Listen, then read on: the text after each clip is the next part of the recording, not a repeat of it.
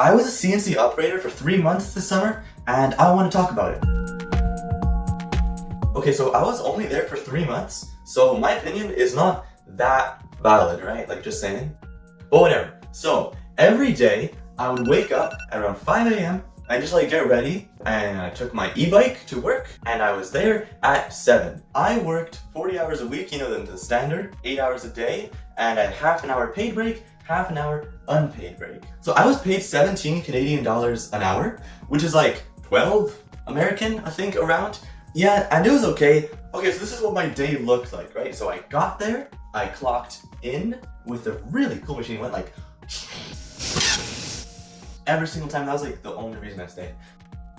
I put away my stuff, put on my shoes, my glasses, and ear protection. And so I start working by like cleaning the machine, like shoveling the chips out, which is pretty nasty. Some people like to clean it in the afternoon, but me, I like to clean it in the morning because, I mean, first of all, you have more energy to shovel out the stainless steel chips. It's like, okay, shoveling stainless steel chips, it's like shoveling snow, but so much worse. They're heavy as all heck.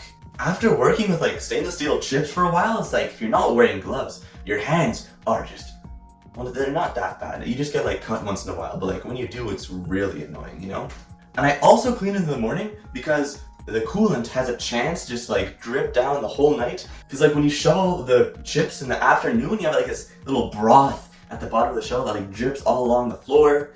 But if you do it in the morning, there's like the chips are dry, they're also lighter because of that, and it's just easier to clean the things, you know? And so the next 7 hours and 50 minutes kind of go like this. Okay, so there's a part that needs to be made, okay? And there's a box with cut up stock, like it's like raw metal, and usually about couple hundred pieces.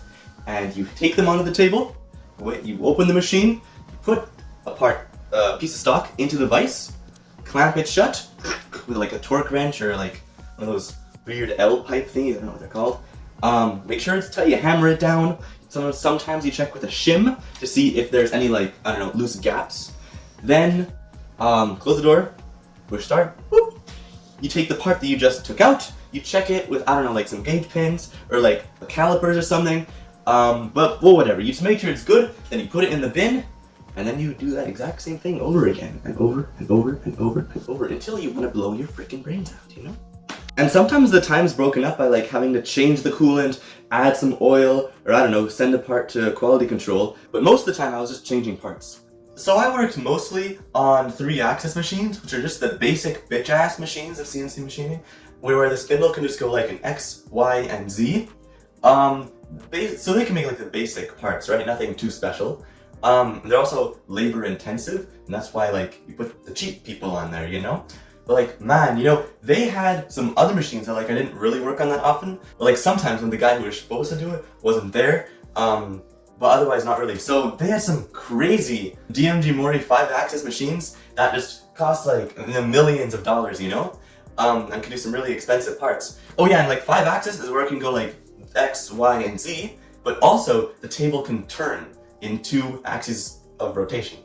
So that you can do more with less work, and also like better work, or at least stuff you can charge more money for. What was also really cool is the type of robots that were there.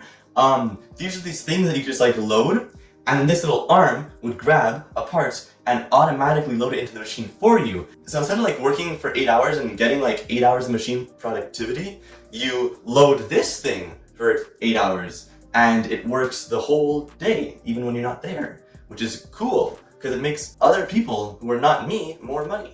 Okay, so now I kind of want to talk about the good stuff and the bad stuff of working there. So like first of all, overall, it was good, okay? But there were some things that were like not the best. First of all, it was really freaking hot in that building. Every single day, it was above 30 degrees at least. Like on so many days, it was above 35, like 35, 36.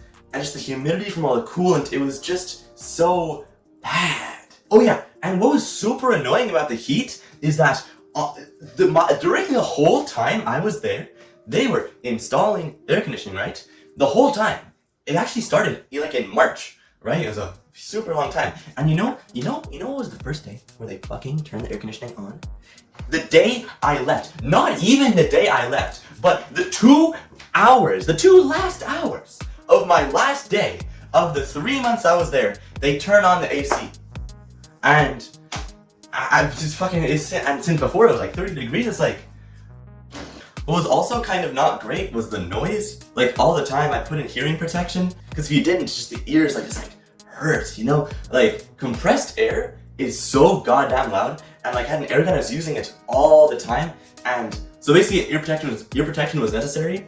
One more thing is just how monotonous this job was. I mean, it's like a bad thing on one hand because like it's the same thing over and over again, like taking part out, putting part in, boop, start, right? And you check the part, wash it, clean it, deburr it, put it in the bin, and so that kind of got tiring. On the other hand, the time went super fast. Like doing the same thing over and over again, you just fall into like a trance, and you wake up and the day's over.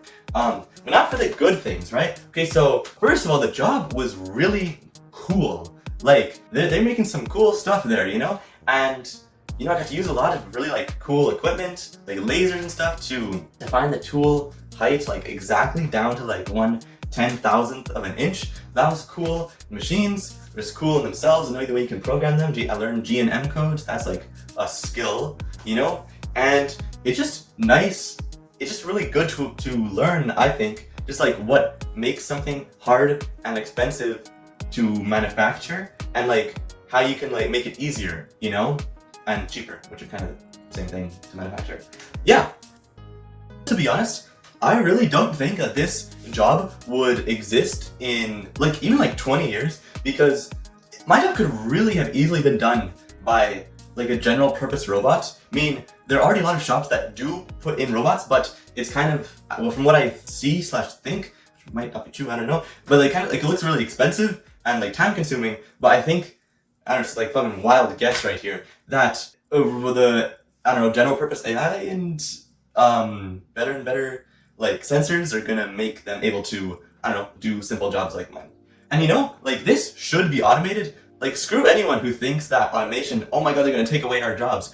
Good! Good! No one should do this. So yeah, so that's kind of it.